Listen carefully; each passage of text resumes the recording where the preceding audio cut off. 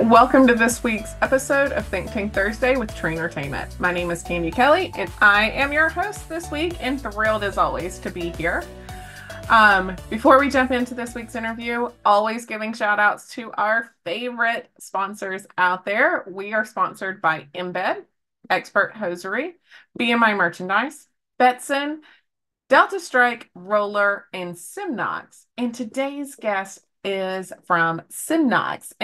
But before we jump in, just a reminder, it's Thursday. And in Thursday for TrainerTainment, we are spending some time thinking and not as much time doing. And today we are going to be thinking with Phil Showler. Phil Showler is head of FEC sales with Semnox and has been around the industry for 25 plus years. So he definitely knows a thing or two. And his favorite thing is to build relationships with clients and provide solutions to different challenges that help them succeed. And today we're going to be talking about the tech that you can use through some of the Semnox modules and other ones that are out there, savings, and how that can enhance the experience. So let's jump in and see how we can grow today. Welcome to Think Tank Thursday. For those who may not know who you are, take a second, introduce yourself and your role at Semnox. Hey, glad to be here this morning. My name is Phil Showler. I am a 26-year veteran of this crazy industry that we love so dearly. And at Semnox Solutions, I am the head of FEC sales. Very exciting times at Semnox, so glad to be That's here. a little bit different from when you first accepted the role at Semnox. I swear the last time you were my guest, I put sales partner as your title. So congratulations. Thank you very much. Thank you very much. Yes. So love all of the advancements that Semnox is doing. But advancements are great. What I brought you here for is to talk about how does this actually work in the centers? Like, how do we make what the advancements that the card systems are doing and then put them to use that either simplify our lives or help with cost or bring in more revenue, right? That's what we all want. So one of the things that have really taken the industry by storm is those self-service kiosks. So how they've been there now for a while. So there should be some good data about those, about their savings on labor cost and maybe increasings of revenue. So can you share some insights that you've seen in that arena? Glad to. In this industry, as you well know, Candy, we're all just a little bit stubborn to go outside of the box thinking, right? And Yes. when it comes to spending more money, investing more, sometimes we're pretty resistant unless we really can see some proven data. Now, like you said, we have it. So in the area of self-serve kiosks, we know that our culture has been driven to and is accepting self-service, right? Anything that they can do on their own means a nicer throughput for the guest, no friction as long as everything works. And for the operator now, especially with some of the laws coming into play with minimum wages, Hmm. uh, now finally operators, owners are looking for ways to deal with that. And so when we approach them and say, look, in your game room area, let's just talk about that for a moment. In your game room area, if it's a large enough game room, sometimes what we've seen, in fact, many times what we've seen is they are undersized in the area of self-serve kiosks. So if they add one or two, maybe even three sometimes, then what has been found out is in one case alone, he was able to recuperate 5% of labor costs of revenue, 5% of revenue in labor costs by just putting more kiosks in, because now he could eliminate. I mean, you hate to think of it this way, but he eliminated some staff that he realized he didn't have to have because the self-serve kiosk took up where they left off. We've always said self-serve kiosks are the best employees. They don't call in sick. They They always rarely go upsell. down. Yes, they always upsell and they accept all forms of payment. So, it's great. And And I know then on that top of word that, is hard to say eliminate, but I yeah, always think of it a little bit as an enhancement. Like I don't need as many bodies, but the body that is there is not just reloading cards. They can either walk someone who really needs it through it to enhance their experience. It doesn't eliminate a human, it just not as many humans.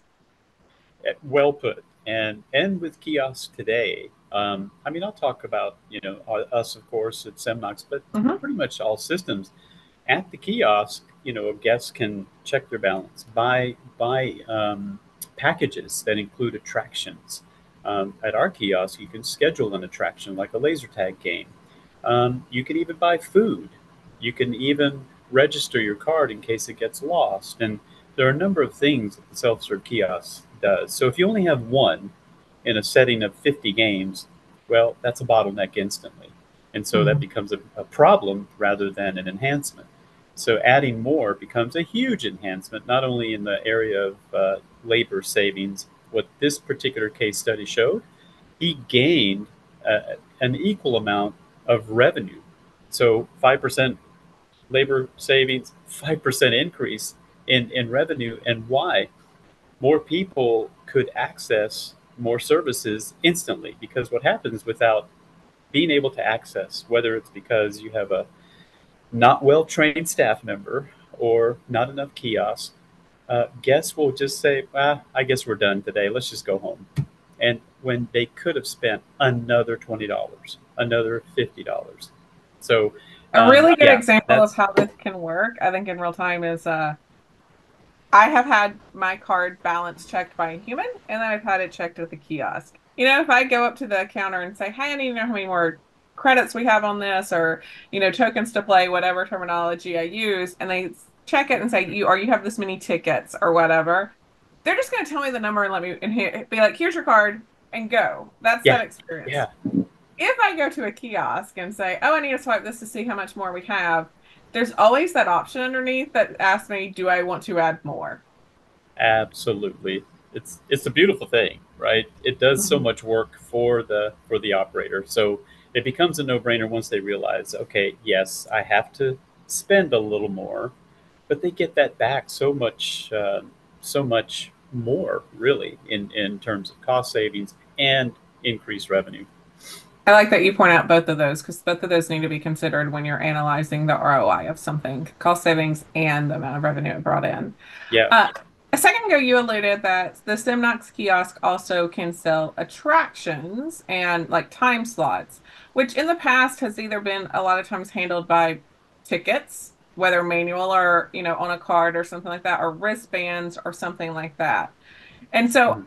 are you seeing a decrease of the usage of tickets and wristbands or for those types of attractions? How is that working? Yeah, for sure. Again, I'll probably pull on some data from a case study that we recently did.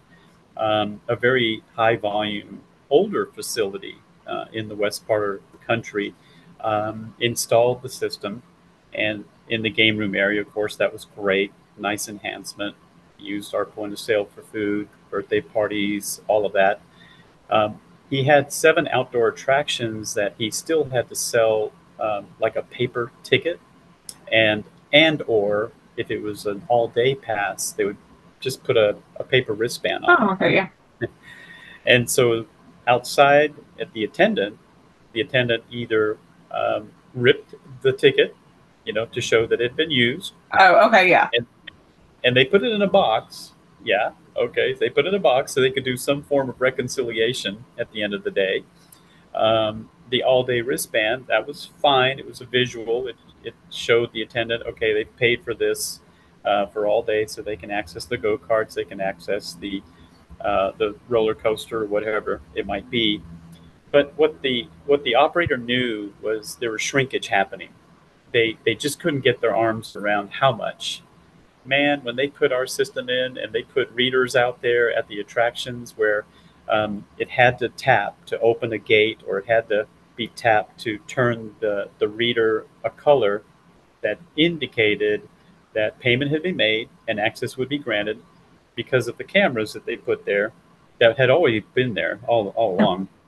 Um, but now there was a way to instantly look at the data and see that everything had been paid for those people that needed access to all of the attractions. So, long story short, they realized that there had been about a 20% shrinkage rate out there at the attractions.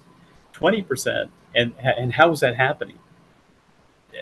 sorry to say, but maybe some untrained or not well trained or nefarious staff members who would allow their families to go in, and operators have cameras, sure, but it's very difficult for someone to be monitoring those all day long. And Mhm. so tickets would be reused. They would look like they were tearing it, but in fact, they were just handing it to the next person, things like that. Well, now with the way our system handles access management, even if it's not a turnstile, we can do a variety of different things that make sure that if a guest is paid, they're granted access. If a guest has not paid, they are not granted access. Just that simple, and they recouped somewhere around 20% of revenue. That's Out there at the amazing. attractions. Oh yeah, it was a huge number, and the outdoor attractions during certain parts of the year was a huge part of his revenue. I'm sure, depending on where it is, there are certain months that like people just really they're seeking those outdoor facilities. And like you said, it may be a nefarious staff member. It could just be someone who's untrained. I've been somewhere before where I knew they were supposed to take like I actually have been to one where they give you the multiple tickets, so you have like the different attractions have different number of tickets. And I knew Yeah, that it was like a 5 ticket thing, but they took 3 tickets, and I was like, of course I'm not going to say anything, but I'm sure it's just an yeah, like not trained. They probably came off of a ride that was 3 tickets or something, and in the rotation came to this one and was like, oh, 3 tickets, and I'm like, I'm not going to say anything. Like you took what you needed, nope, right? yep, yep, absolutely, yeah. A minute ago you mentioned real quickly you ran through how on your kiosk they can order food and they can, do times for attractions. And we just mentioned outdoor attractions. So it really sounds like this dream that this industry has had of a single system to work multiple aspects of the business is coming into a realization. Can you talk a little bit about like Hallelujah. the growth of Semnox in that, where you guys started, what you're enhancing, and maybe what we can see in the future?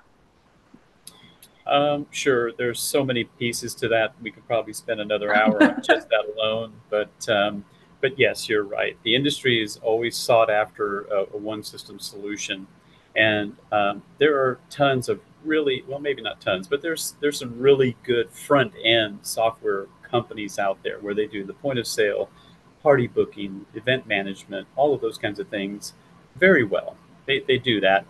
What they never have aspired to do that we did from day one was manage the hardware, the games, the Mm. access management to attractions and those things. So we married the two over the past 15 years. We just celebrated our 15-year anniversary in 2023. Congratulations. Yeah, and so over the past 15 years, we just married those two. And to do that, we enhanced our development team by threefold. So we're up to like 50 developers in our company's lineup, which is a large number in comparison to comparable companies. And why is that important? Well, if we're going to really be the true one system solution for all, we have to enhance our tools constantly. We have to add new features constantly. Food and beverage all by itself is this wild animal that we have to tame, and we're doing that. Um, in fact, right now we're really working very hard to develop a complete restaurant piece that we will fold into our FEC piece. And so the FEC operators will enjoy the benefits of a truly full restaurant food and beverage component, which we already have now. You can do recipe management, inventory management, modifiers, all those things. And so when customers look at the landscape, and when they look at maybe their existing business and they see that I'm using 4 systems, to what end?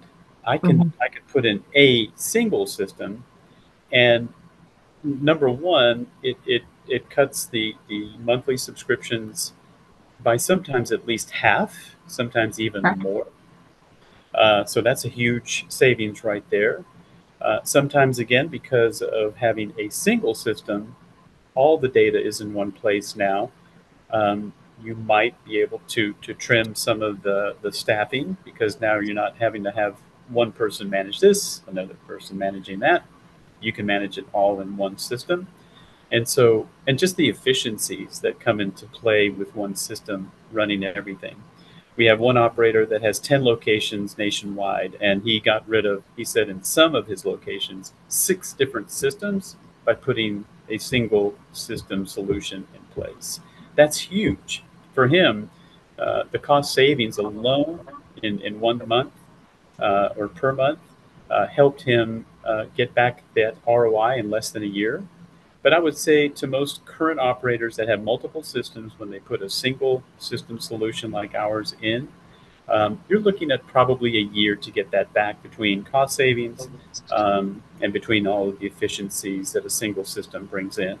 And you Um, can't look over the efficiencies. Like, yes, the cost save, how much time I have come from operations, so I knew at the end of the night, I'm pulling a report from system one. I got to pull a report from system two. I got to pull a report from system three.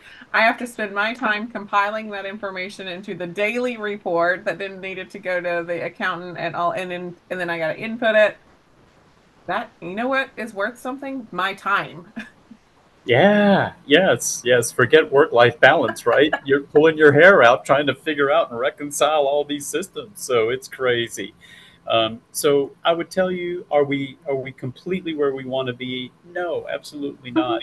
We offer viable working solutions in every facet of FEC, other than turning on a bowling lane, right? So other than that, we really can manage all of those components within an FEC, all those profit centers within an FEC. And now the goal is over the next 2 to 5 years, let's just get better at everything we do within that single system solution. Yeah.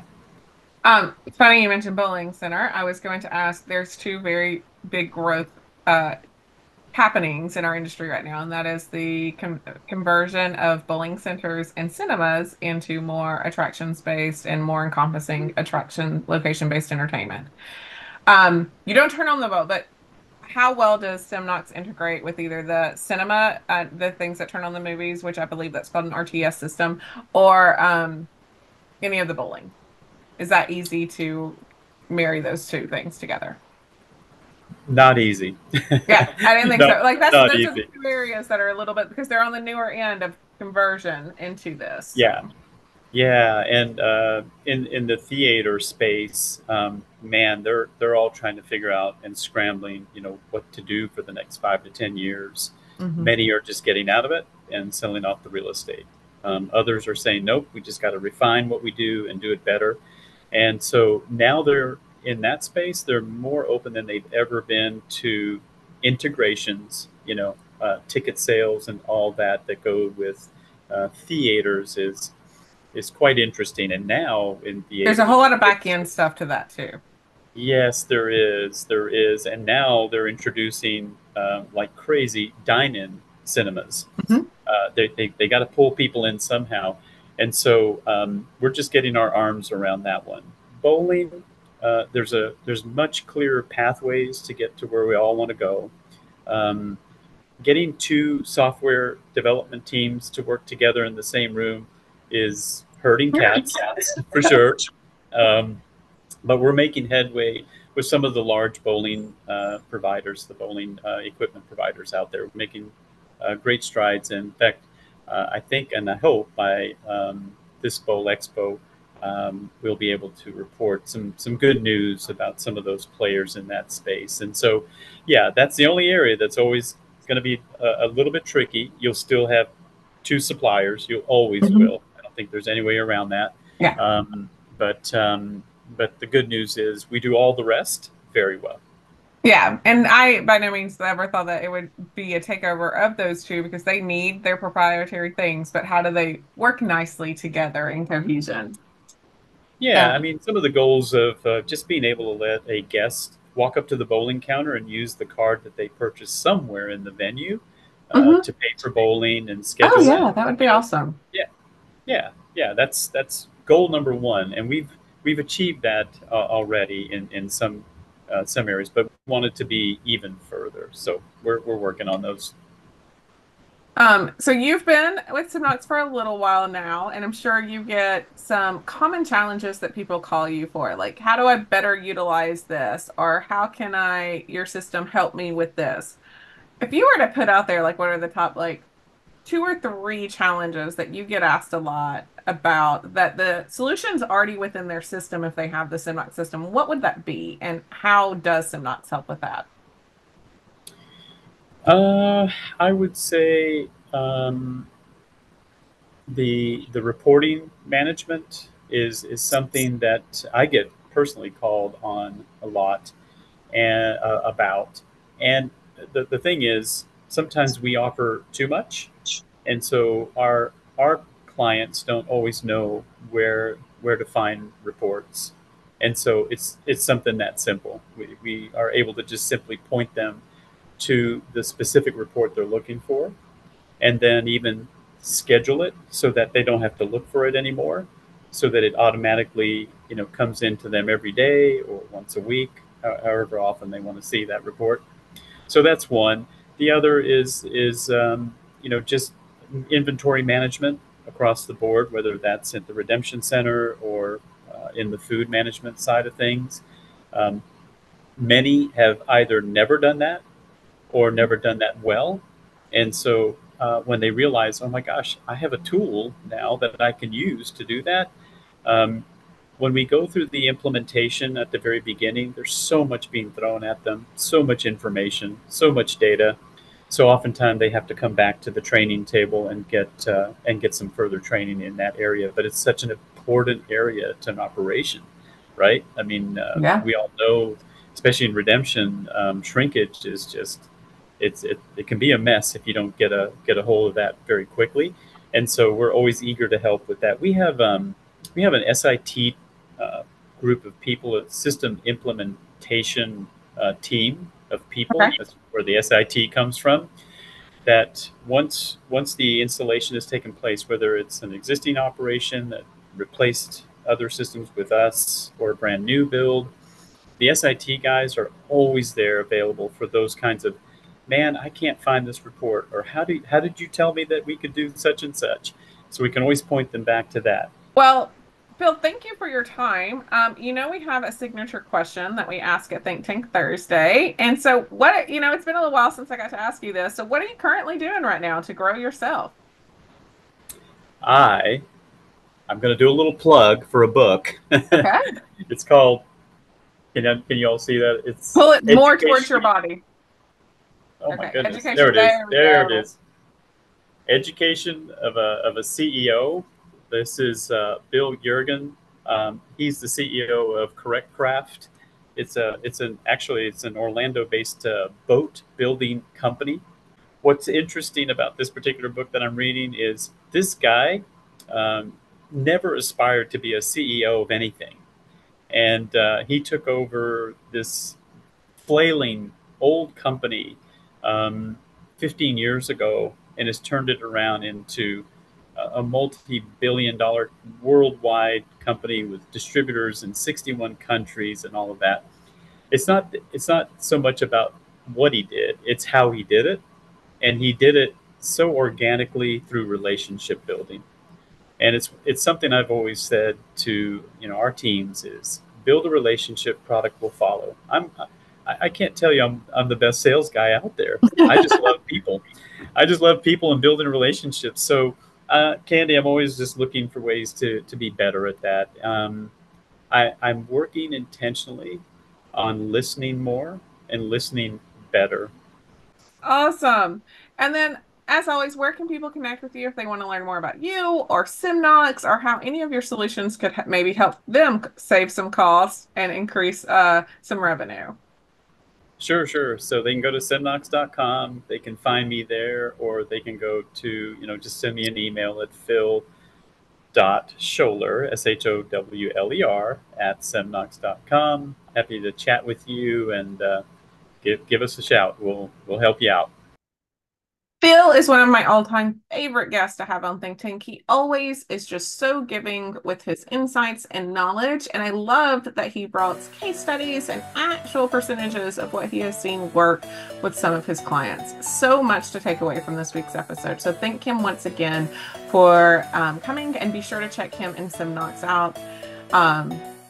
Also, thank you to my Think Tank sponsors. We love them, and for their sponsorship that allows us to bring episodes to you guys every single week. Speaking of you want to be on Think Tank? You got an idea for Think Tank? Or if anyone would like to sponsor an episode of Think Tank, it's always available. You can email me, Candy@TrainerTainment.net, and you can have whatever it is that you need. Also, be sure to check out where you can connect with TrainerTainment in real life.